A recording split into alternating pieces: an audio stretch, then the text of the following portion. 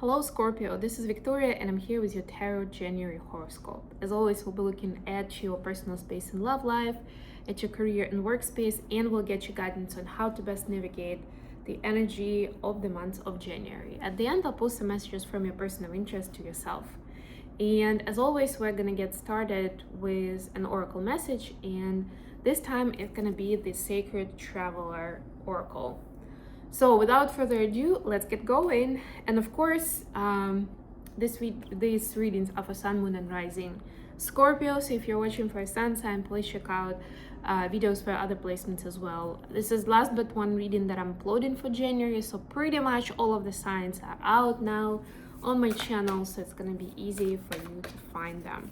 Also, if you're new, please subscribe so you don't miss any other readings that I'm doing throughout the month, like Twin Flame readings, daily card of the day messages, lunation event related readings, and so on and so forth. And of course, I do these horoscopes every month. If you're interested in a personal reading, you can email me, or you can order it through a Calendly link that is available in the description box, and we'll take it from there. All right. Your message is solitude. In silence, peace prevails. Yeah, I've actually had this in one of the recent videos, had this message, and it kind of got me into the topic of peace in general. And it's nice that they talk about peace here, because for me, solitude is definitely associated with a feeling of peace. And I know it's not always that way, and people may be picturing very different images and circumstances as I'm saying this word. For some, maybe it actually be triggering because solitude means that you're alone, right? And maybe that's not something that's normal or good or comfortable for you. But what's important here is the value of peace, the value of that space where you can just be. You don't have any particular agenda, any particular goals. There are no expectations. You can just be, you can just flow. And that's what is needed right now for you to get into that space. Doesn't have to be for a long time, but enough to hear yourself, to understand who you are and what are you after. Okay, let's get on with tarot. I'm trying to use the daylight while I can, although the days are pretty short these days. The days are pretty short these days. Yes, wonderful. You know what I mean. So this is the last one I'm doing today for sure. So let's get it done before we reach a point where you guys won't be able to see me anymore. So for your personal space and love life, we have the Hanged Man. This is Pisces energy. We have Seven of Pentacles. And we have the Sun. The Sun is a Leo card. It's also the happiest card in the deck, so it's a really great start to our reading. For your career space, we have the Moon. This is Pisces. A lot of Pisces energy today. We have Five of Swords. And we have Nine of Swords. And finally, the advice, Nine of Cups, Two of Wands, and Seven of Swords. Wow, it's so interesting.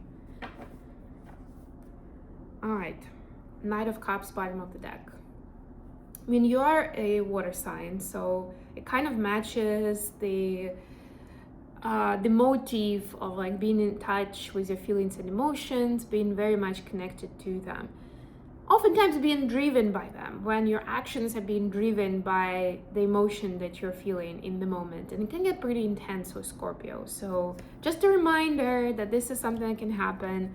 Don't take it out on other people, don't project. Maybe take a breather, count to 10, whatever that technique would look like for you personally, what sounds feasible and peaceful enough for you to take that maybe extra step before jumping to conclusions or saying something offensive or even taking an important decision in your life, right?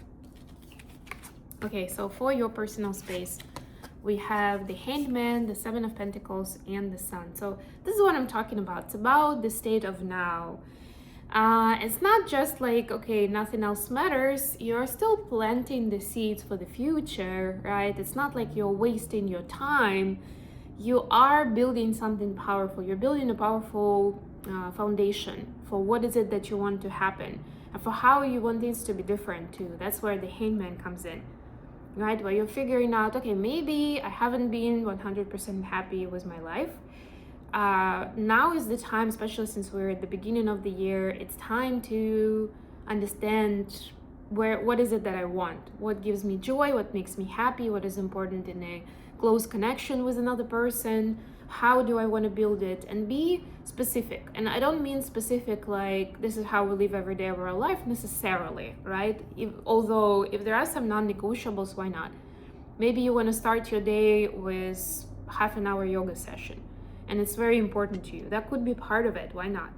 But I mean more like I want, me and my partner to have space where we can express ourselves and we don't have to do it together. We don't need to be part of that life, right? It's our personal space. Or it's very important for me that my person is kind, and we don't have power struggle or in a couple, right? Or that they're generous with their time and maybe finances, and not just to you but generally in life. Maybe that's very important to you. That's what you're mapping in, right? But it's important, first of all, to build from a place of joy and peace, because you're only, this is one of the manifestation activities, basically. And if you're manifesting from a place of fear or neediness or pain, that's what you're going to draw more of, right? Or you're going to be repeating the same cycles. So it's very important to ground yourself first. And I love that these two cards are major arcanas, because it means that the universe is helping you heal and get to a place where you can be more detached from maybe specific events and feelings and emotions, and be more objective in what is it that you want and you don't want, right? Considering everything that you know, that you've been to, and maybe even the research that you're doing as you are working through this exercise. Why not? For a career space, you have the Moon, you have Five of Swords, and you have Nine of Swords. You have so many swords today. You're in your head a lot right now. And it's almost like this loop of going between thoughts and feelings, but nothing good is coming out of it. It's creating more anxiety, creating more worry. Okay, I worried enough about this, now I'm coming up with new thing to worry about, right? And it's moving between the elements of air and water, but it's keeping you in distress. So definitely not a space where you can build something successful when it comes to your work and career.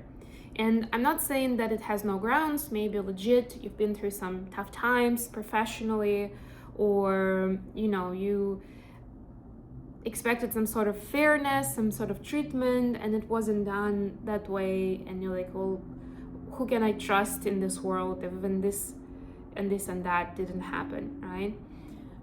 But again, use that activity that we were talking about in a personal space and expand it to your professional space as well. By the way, we had full moon just a couple of days ago, and that energy is still pretty strong. So it's possible that the moon has actually awoken a lot of the so-called impermissible feelings and emotions that came out from the past painful experiences, right? And it's fine and it's okay. It's good to acknowledge that. But don't build the new foundation with that in mind, because right now there's just a lot of that low vibrational mind drivel, that's going through you and not allowing you to build something happy and successful and meaningful, So whatever you're doing on the surface, it seems like you're taking some kind of action, whether it's applying for a new job or negotiating with a client or building a partnership with a specific someone, in a professional sense. It may not necessarily have the results that you're expecting, or it will just not work out. and it's not you. And if you start criticizing yourself that it's you that you're unlucky, or like you attract this kind of, you do attract this kind of energy while you're in this state, but it's not a verdict that this is who you are forever and ever, right? And it's important to get yourself out of that loop so you can see the situation with fresh eyes. Maybe talk to someone who you trust, who you feel like is successful in this area where you're trying to build this career, whatever it is, your occupation, right? And start to see fresh perspectives so you're not hooked up on like specific situations that you've been through or you're afraid are gonna happen again. Last but not least, the advice: 9 of Cups, 2 of Wands, and 7 of Swords. A little bit of everything here, but it kind of tells me that not every day has to be like out of the fairy tale or out of a thriller or adventures like that. Sometimes it's important to also figure out your day-by-day life.